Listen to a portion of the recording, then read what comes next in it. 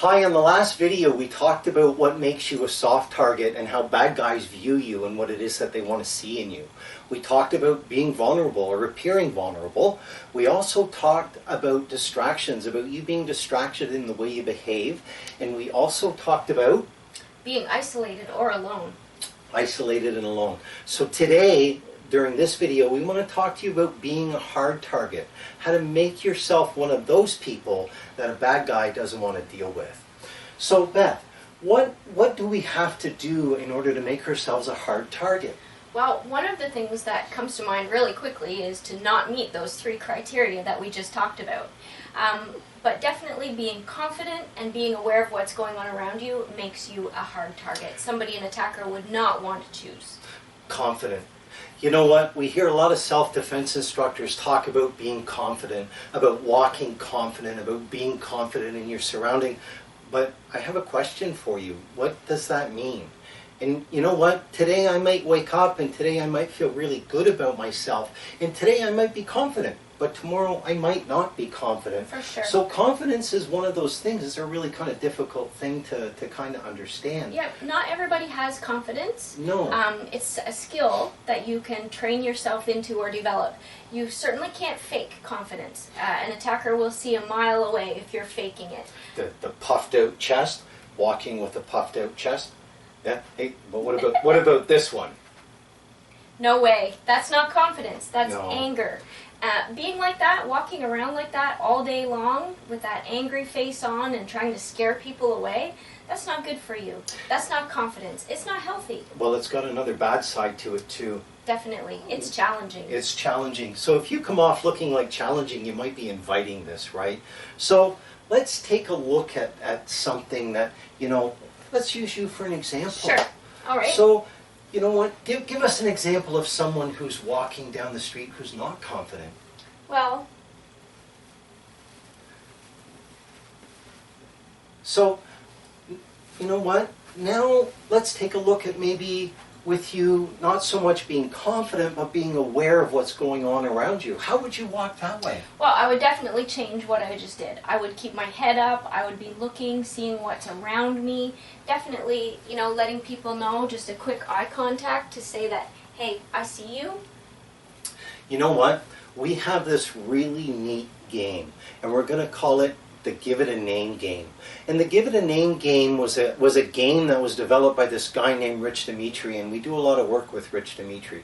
And here's how the Give It the Name game works. We have a normal sound decibel level, what we hear things at. We may hear car traffic in the background. We may hear dogs barking. You know what? We might even hear a cat meow every now and then. We might, Rob. Right? We might hear that. Yes. Well, we will anyway. Yes, for but sure. You know what? When we're walking down the street, give it a name game. So if I'm walking down the street and my head's up and I'm paying attention to what's around me and I hear anything above that normal auditory decibel level, I need to look at it and give it a name. It's sure. really that easy. Definitely. And you know what? It's easy to get out of paying attention to what's going on around you. What you're going to do here is force yourself to pay attention to what you hear and what you see. So if I'm going down the street and my head's up and I'm walking along and maybe I hear a lady yelling, I need to look, identify what it is. Maybe she's got a white coat on. I'm going to look at that and I'm going to say, lady with a white coat. And I'm going to keep moving down the street. And as I'm moving down the street, maybe all of a sudden I'm going to hear somebody running up from behind me. I need to turn and identify that that's a jogger. Or as I continue walking down the street, now I'm giving things a name. Lady with a white coat, guy running behind me, a jogger. Now all of a sudden, Beth, what do you do if you see the guy with a hoodie, backpack, black jacket, and you know what? Now he's looking at you. Well, definitely, right? I make eye contact, note to myself, guy with a hoodie, black jacket, I'm going to decide which way I'm going to go from here. Is that normal compared to everything else I've seen on my walk today? Hey, so you know what? Give it a name game. We're going to ask you to try this tonight or maybe tomorrow on your way to school or from school. give it a name game. Walk down the street, be aware of what's happening around you. Anything that's above your normal auditory level, you need to look at it, you need to identify it, and you need to give it a name. And you know what would be really good to do with that? Is decide, let us know. Is that person a soft target? Is that person a hard target? What are you seeing out there in your day? You know what? That's a great thing. Use it. It's a wonderful tool, and I think you're going to find it's kind of a fun, neat thing to do when you're walking down the street. One of the most important aspects of self-defense is awareness, and a lot of people pay lip service to awareness. Look both ways before you cross the street. If you see a group of guys under a lamppost, walk the other way. That's lip service. Walk with a purpose. That doesn't mean anything. Think about it. What does walk with a purpose mean? Plus, a predator, a sociopath, a psychopath, they intuitively can smell the prey behavior, whether you're masking it, fronting, bottling it up, acting tough. On a psychological level, on a subconscious level, the predator can sense that you're faking. So how do you become a hard target? Where does the awareness come into play? First thing we teach people, and this we teach from military to law enforcement, from the British Special Forces to the Finland Presidential Security Team, to children, women, it doesn't matter. This is human in nature.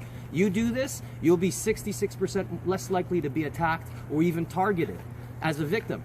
First thing, give it a name game. It's an auditory one. So the first thing you want to do is remove your plugs from your ears, get your hoodie out of your face, and pay attention to your surroundings. Wherever you are, there's normal level of decibel sound. For example, right here, I'm out in the suburbs of Toronto somewhere.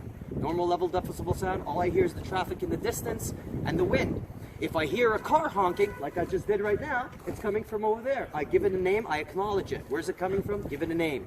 Dog barking, give it a name. Footsteps behind me, look at that, give it a name. All you have to do is acknowledge any sound that's above normal decibel level and give it a name. You do the same thing with your peripheral visions. At any given moment, there's tons of stuff happening in your peripherals. Now, all I'm asking you to do is if it's coming towards you, is pay attention to it. If it's walking by towards you, pay attention. For example, somebody's walking by towards me. I acknowledge it, I give it a name. Two people walking by, car coming by. If it's in my peripherals and it's coming towards me, I acknowledge it. Your body language, by playing these two games, by virtue of playing these two games, you're going to end up looking like the Terminator from those movies, the Arnold Schwarzenegger movies. Why? Because your body language is going to be this.